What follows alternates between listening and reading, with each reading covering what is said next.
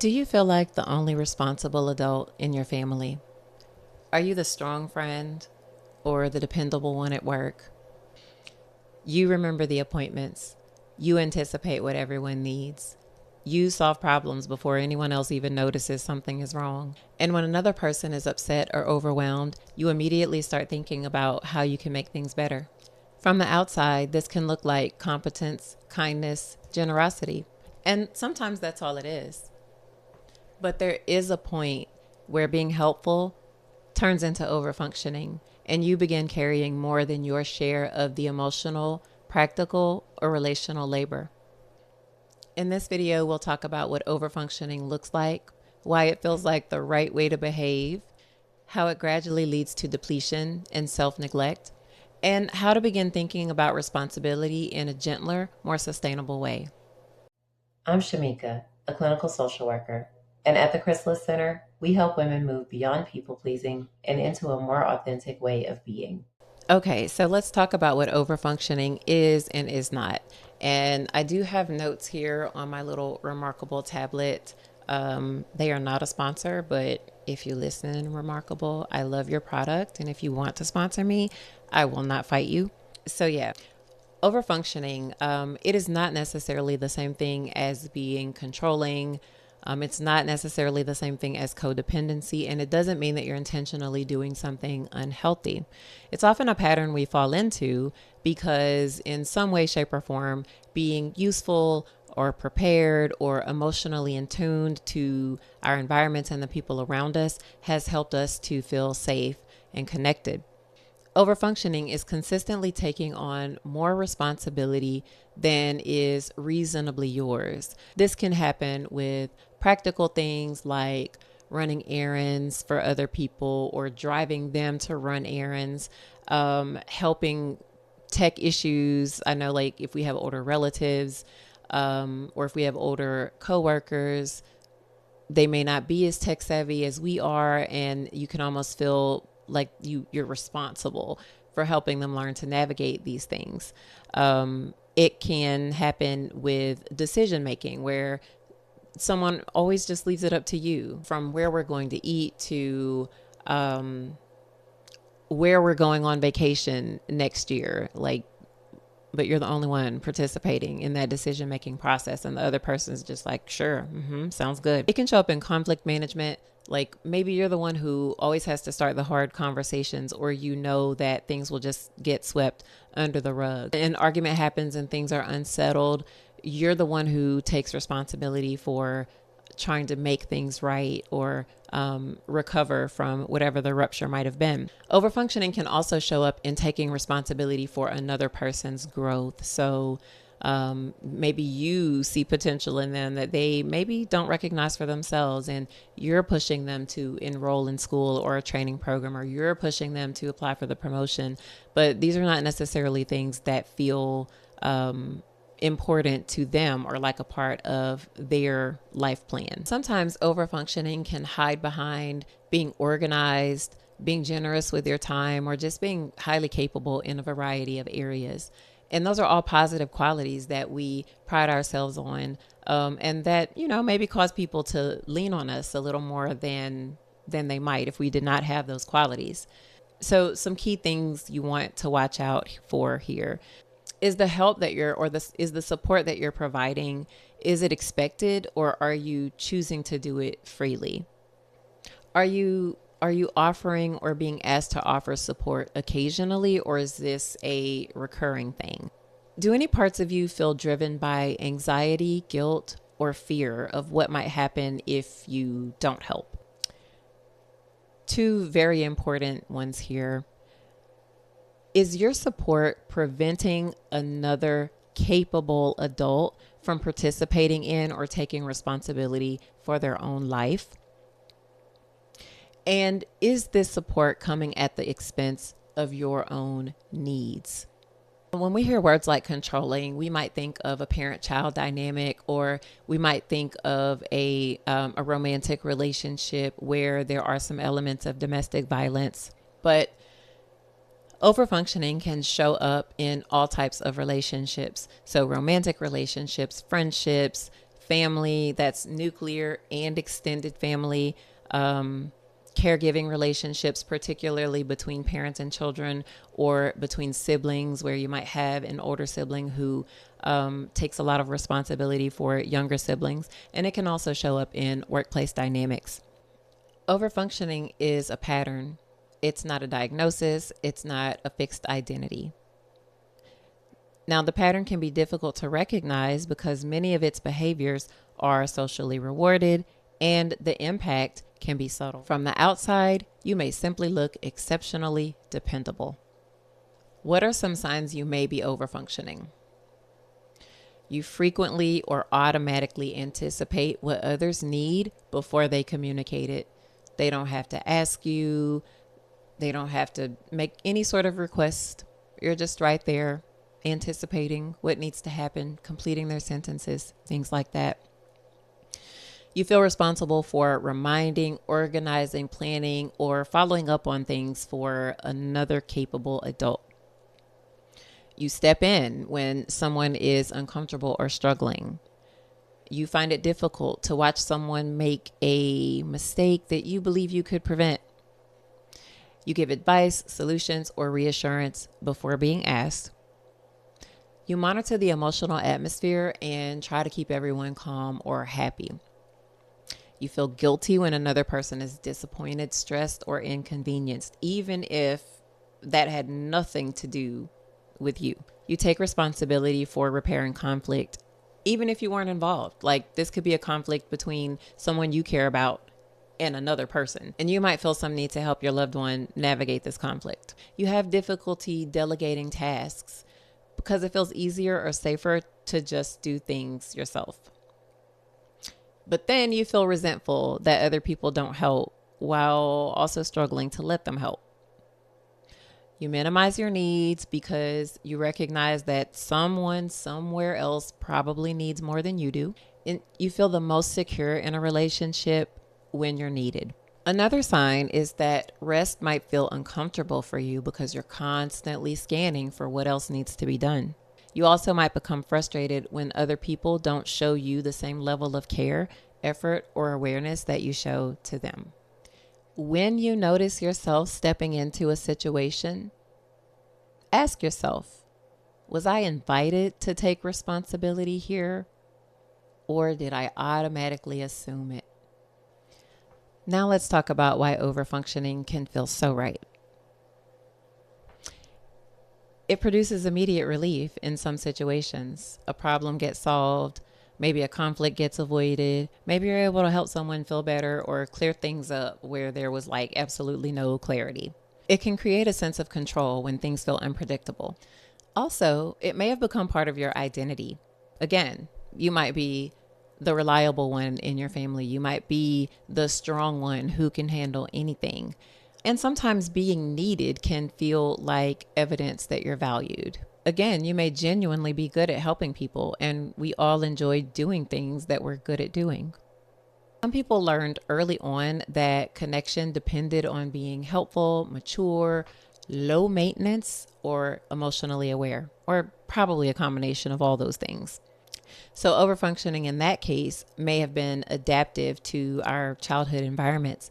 It may have reduced conflict, helped the family function by just helping things to run more smoothly because you're not in the way. You're reading the room and you're able to kind of know, things like when a child should stay in a child's place. You earn approval for being well behaved and not causing trouble. And all of this creates a sense of safety. Social and cultural messages often reinforce this pattern, especially for women who are expected to be caregivers and manage not only their own emotional labor, but also that of those around them. And here's a place where we do need to talk about intention versus impact, because as we talked about, overfunctioning doesn't usually have a negative intention. The intention was to be loving, to be helpful, to be supportive, but the long-term impact ends up being exhaustion for you, resentment maybe on both sides of the coin, a general imbalance in the relationship, and maybe some enabling, no, not maybe, definitely some enabling of the people we love and are trying to support. It's important to acknowledge that overfunctioning often feels responsible because it solves the immediate problem. What it does not always solve is the long-term relational pattern. So let's look more at the long-term impact. When you are continually tracking other people's needs, continually tracking all elements of the situation that you're in, that leaves very little room for internal awareness of your own needs, your own feelings, your own experience. You can become highly skilled at noticing what everyone else needs while losing touch with your own sense of fatigue, your own preferences, your limits, anger that you might feel, and just your own need for care. Self-neglect does not always look dramatic. It might look like postponing rest, postponing self-care, postponing exercise, not asking other people for help, ignoring the resentment that might be building up because you might like to ask other people for help, but you somehow recognize that that's not really an option for you. Self-neglect might look like agreeing to things before you check your capacity. And your capacity might mean your physical schedule.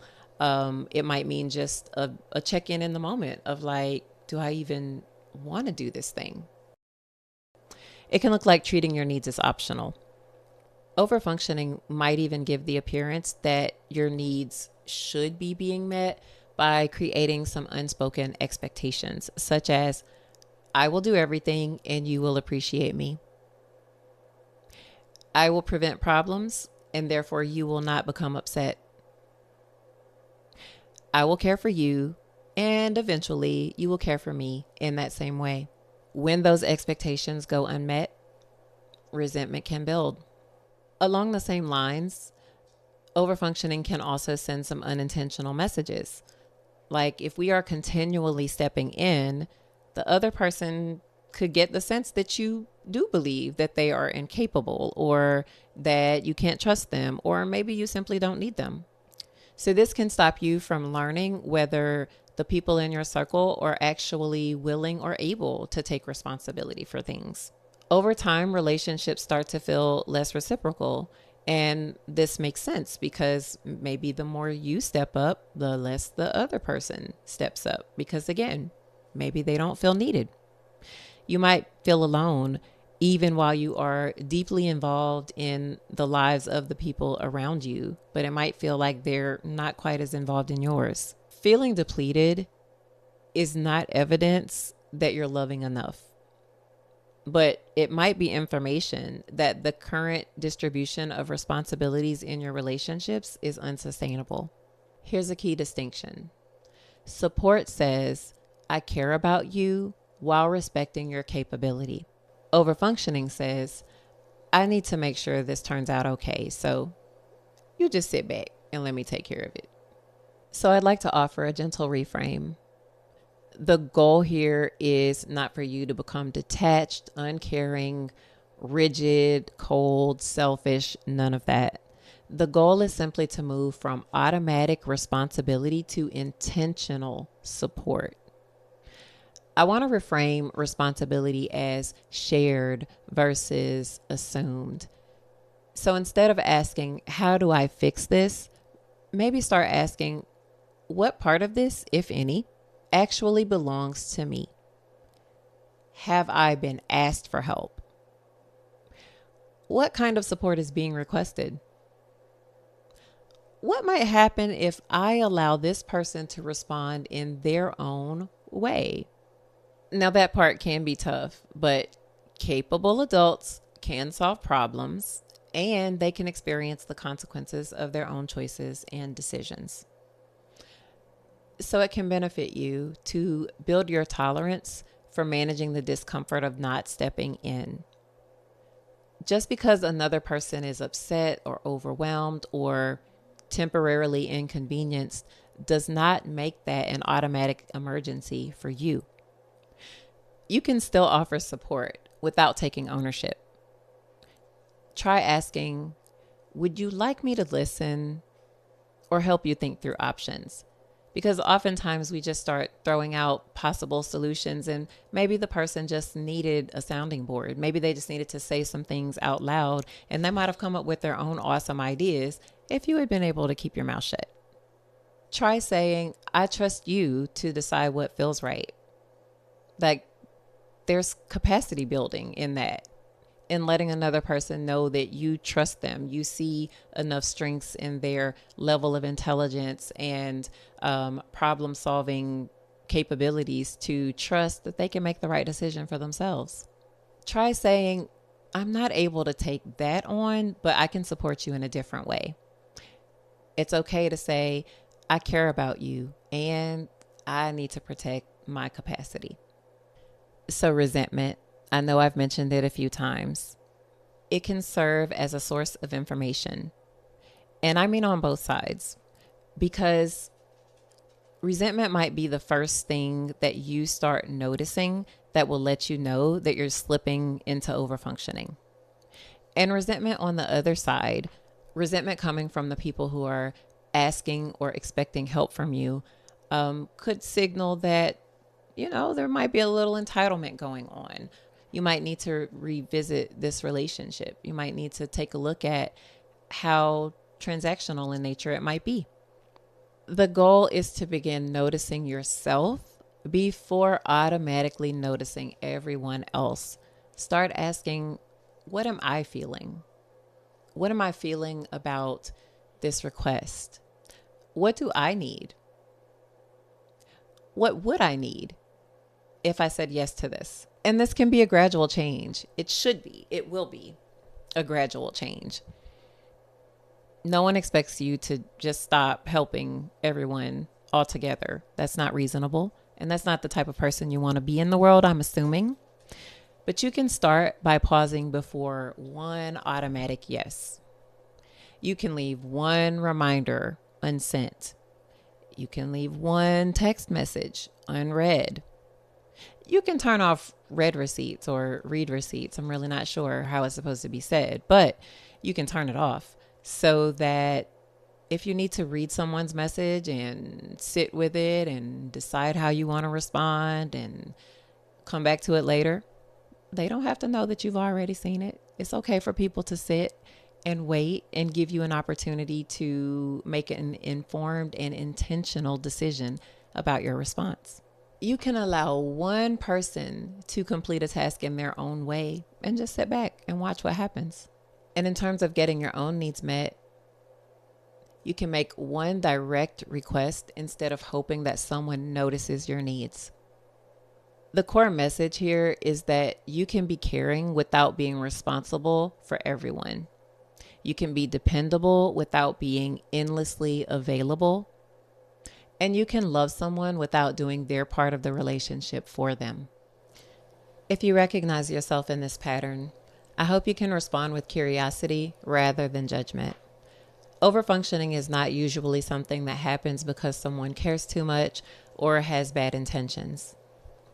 Doing things for others is a natural part of being in a relationship, and sometimes we do have to make sure that important things don't fall through the cracks. But a strategy that was once adaptive can eventually become exhausting. You are allowed to ask whether or not a responsibility belongs to you. You are allowed to let other people participate in their own lives, make their own decisions, solve their own problems, and occasionally feel disappointed if things don't go the way that they were hoping, which hopefully leads to learning and growth for them.